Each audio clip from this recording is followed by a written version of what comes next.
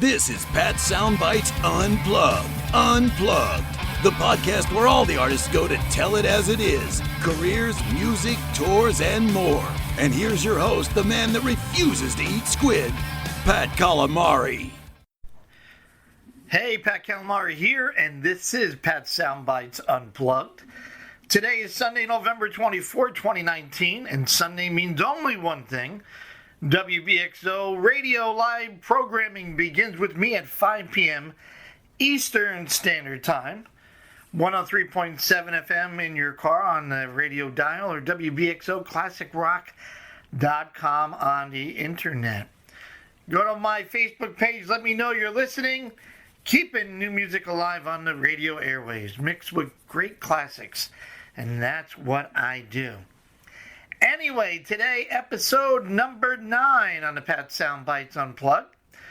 And one of the questions I routinely ask some of the artists is, what excites you most about the rock and roll music scene today? And some of the answers are they're excited over the latest technology, the things in the digital world, you know, the YouTubes, the WAV files, stuff like that. But you know what really excites me is new, inspired, amazing, talented young artists. And they are out there. I see more and more young female artists than I see actually young male artists. Some examples, check out blues rocker Ali Venable. Check out blues rocker Vanessa Collier. Check out blues rocker Katie Henry. All these young ladies currently on tour have EPs or albums out and are taking the world by storm. And for today's show, check out metal rocker Abby Kay. This young lady is extremely talented. She's a singer-songwriter and an incredible bass player. I had this chat with her on Tuesday, October the 1st. She released her single, It Should Have Been Me. Great song, and it's also out there on video. Abby is very, very driven, very determined, and has her goals set to be a very well-known worldwide metal rock star. And let me tell you, she is on her way. She has dedicated her young life to two things: music and her bass. In fact, she calls her bass her boyfriend. She spends so much time with the guitar, the instrument. Talk about determined and making your dreams come true. Trust me, this young lady will be a star. And good for her, follow and chase down that dream. I also have to congratulate her parents, who have certainly encouraged her, supported her, and have her on the right track to become a very successful musician and role model for other young girls out there. Hell, she's already doing it. And at the age of 16, go figure. Abby has certainly impressed me during our chat, and you'll be impressed too. You'll be able to hear it in her voice and in her answers. In fact, she mailed me a personalized letter of thanks. How cool is that? Talk about professional. Check her out. Go to her YouTube channel. Check out the videos. Abby Kay on bass. And she just posted 2 new live videos. Rock You Like a Hurricane by the Scorpions and Ace of Spades by Motorhead. Real awesome stuff. Yeah, this is what excites me today. This is really cool stuff. Watching these young people go take the world by storm, and good for them. Sit back, enjoy, listen, share, and support this young talent. Here is Abby Kay. WBXO Classic Rock Redefined in conjunction with Pat Soundbites Unplugged podcast. Honored to have an amazing rising star on our line today. She's a singer, she's a songwriter, she's an incredible bassist, multi-instrumentalist, and she is Abby Kay. Hey Abby, how's your day going today? It's great. How's yours? My day is going wonderful. Glad to have you on the phone and to be able to chat with you. Thanks for your time. Thank you for having me. No, not a problem. So, let me just tell the listeners, Abby is at the young age of 16. She's an incredible bass player, and she's released a debut single, It Should Have Been Me. I love it. It's a great song. It's a great video. What's the story behind it, Abby? Is it the guys didn't take you serious? I mean, maybe I just read into the video a little bit more than the lyric. Was it the guys didn't take you serious as a bass player for a band, kind of pushed you aside because you're a girl? It should have been me, and then you went on and did your own thing. What's the real story behind it? So actually, the music video tells almost the full true story. So about a year ago, I auditioned for a local cover band. They were a great band. I really looked up to them as local musicians. I learned the hardest songs possibly that can be played on bass in about a week, and I went in and I gave it my all, and they told me, "You're our best option." And I was really proud of that. I had really worked hard for that, and I just knew, okay, I'm going to get this if I'm their best option. But no, because I am a girl and I was a little bit younger than them, I didn't get the gig, and I was hurt. And then I got mad, and then I went home and I wrote my first song, It Should Have Been Me. And Good. So about a year later now, that song was just released through The Orchard, a Sony subsidiary, and it's on all streaming platforms. And honestly, it's one of the most incredible feelings to be able to look up your name on Spotify and hear that song that I wrote a year ago in my bedroom. Yeah, congratulations, and way to turn that whole headache around to something real positive. And I know you worked reading all your info online here, and what I was received is you work very hard at what you do, and hats off to you, man. Keep doing what you're doing. The track features, I mean, I love this band Red Sun Rising, and the track features Pat on drums and as well as Dave. How did you were able to get those guys involved? So actually, my manager, Eddie Z, we're based out of Charlotte, North Carolina, and my manager, he used to own a music school that Pat taught drums at. And so they were friends for a really long time. And then Red Sun Rising was in the area on tour in Charlotte, and my manager called in Pat and Dave to come play on my songs, and they did. And that was really cool. It was the first time I was ever really recording in a studio. And I also had my lead guitarist, Logan Foland, with me. And it was also one of the first big projects he did. And it was really cool to be playing with professionals that were already doing what we wanted to be doing someday. So that was a really cool experience. And I'm really glad I got to record with them. Yeah, no, incredible guys. Pat's from up here in New York, and I think Dave's from Pennsylvania. I love that band. And yeah, just to be able to hang out with those guys and get some really good advice on, what they go through as, they're doing this as their full-time careers and making it work. And I love playing their incredible music. That is great. So tell me, watching the video and knowing the song now, playing it a bunch of times, and watching your videos with Iron Maiden, you did The Trooper, you done Godsmack's Bulletproof, and I know you did a little Police, I want to say, Message in a Bottle. But I get the impression you're more metal than rock. Even the song comes out more rockish. I don't know, maybe. How would you describe your music? How do you describe it? So the music I like to play, I would say that has started out as kind of a classic rock, but slowly it's kind of making its way towards the newer metal. But my music that I just released, I like to classify that as hard rock with pop choruses. Nice. I like that. I mean, I get a little like Lizzie Hale, a little Hailstorm. I know you met and worked with Nita Strauss. I love Nita from the Alice Cooper Band. So I kind of lean towards a little bit of a harder rock thing, but I think it works great. If it works great for you, it works great for me.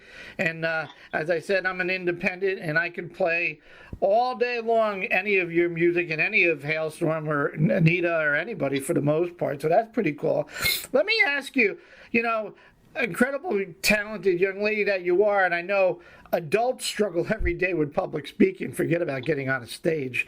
Tell me, where do you get the confidence to get on the stage and perform in front of an audience? Where does that confidence come from? Honestly, that's a really hard question. I don't really know. It just comes to me.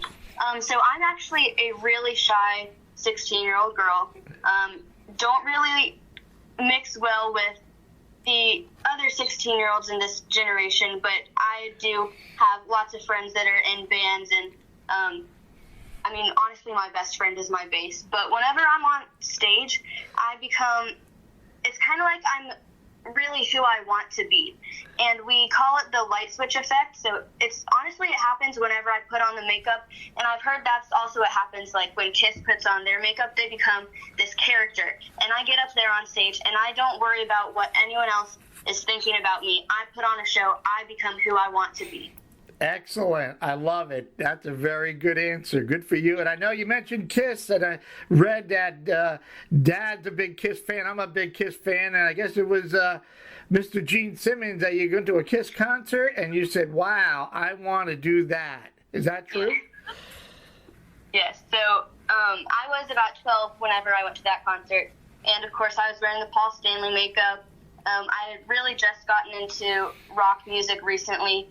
Before that, my dad was a big influence on that. He actually had this rule that whenever I had him put Taylor Swift or Justin Bieber on my iPod, he would then give me Kiss, Motley Crue, Iron Maiden. And so, I mean, I've got to give him credit for it. I'm a musician because of my dad. And my dad isn't a musician, but just because of that musical influence.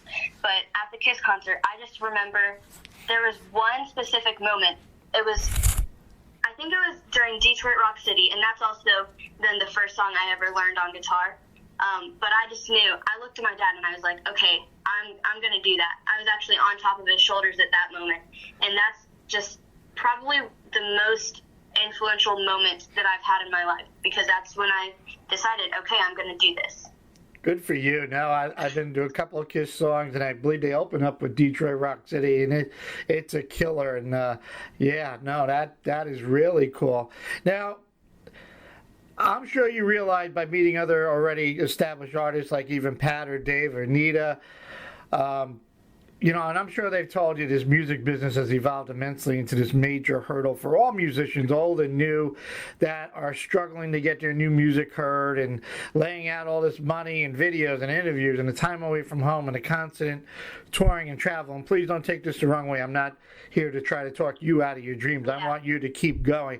But you understand, I mean, the path that's ahead to make this such a successful and great career. And you're already on it, but you get it, right? Yes, and honestly, like, a lot of people tell me, like, be careful what you wish for. It's a lot of work. But honestly, it's really what I want to do so bad. I want that so bad. I know that I will be a musician. I will be a touring musician. It's really all I want as a career. I won't have it any other way, and I'm really willing to work hard for that. I love it. And you know what, Abby, that's the attitude that you have to have. You you want to reach to the stars, you got to put in the hard work, and there's nothing you can't do as long as you put your heart and soul into it. And I could hear the enthusiasm, and I could hear the drive in your voice. So I'm all for that. You answered the question, just what I wanted to hear. What has been your biggest challenge so far? I'd say the biggest challenge is my age. I am, of course, very determined. I'm a very hard worker, but people don't understand that because most 16-year-old girls aren't. And most people don't really know what they want to do with their life until they're halfway through college, but I already know exactly what I'm going to do with mine. So that's been kind of hard, that people don't really take me seriously. It's been hard to get some gigs because they just think I'm a 16-year-old girl going in to play with my guitar, and I may not be completely into it, but I am.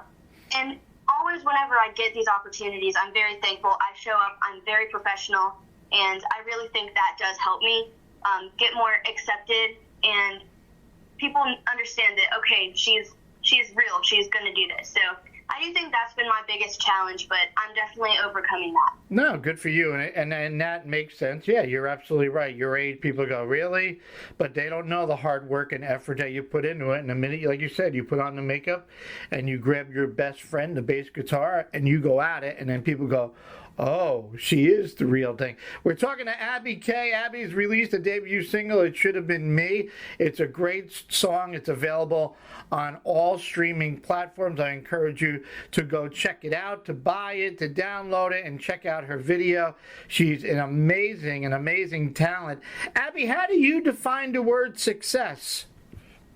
So I get this question a lot, and nobody can put a set definition on what success is. It's truly a personal goal, and I want to be playing internationally on a huge stage to a sold-out crowd and have every audience member sing one of my songs back to me. That is what I call success. Yeah, there's no, right? You talk to any of the artists and they go, there's no better feeling to be on stage and having, 1,000, 500, it don't even matter, that people really get your music and are singing your lyrics back. Anything else that I can help promote for you? Anything left on, I'm sure there's a long list on your bucket list. So let me start with anything I can help promote you with. Before I even get to that, Abby, is there, what's the plan? You released this single. Is there an EP down the road or maybe a full album upcoming? So that is in the future, but currently, we are working on my next 3 songs. We will be releasing them as singles. The next one is actually almost finished. It's in the mixing and mastering stages, and we're also working on a music video for it. And that one should be out by the end of the year, but I'm not 100% sure on that yet. But also, I will be attending Winter NAMM this year in Anaheim, California. Oh, I did see that. Yes, that's great. Then one more thing, I am also planning a summer tour 2020. We are looking forward to all of it. You get it my way, get it to your publicist or whatever, and I can play it, and I will play it. I'm going to play your track, It Should Have Been Me, on my next radio show, and we're going to get it out there as much as we can. You keep doing what you're doing. You are driven, and I'm proud of you. And you knock it out. You're a little powerhouse, and I give you all the credit in the world. You know what you want to do, and you're going to achieve it. And I tell the listeners, you remember this, Abby K. You're going to hear more about this incredible rising star. Abby, I hope you enjoyed the chat as much as I have. I did. Thank you so much. You could check out Abby on her website, abbykonbass.com, Abby K Facebook. Go check out her YouTube channel, Abby K on Bass. She's also on Instagram and Twitter, and I assure you, you're going to love the track when we start putting it on our rotation on our radio stuff. Abby, thank you again so much for your time. Thank you so much for having me. Absolutely. WBXO, we are classic rock, and we are redefined.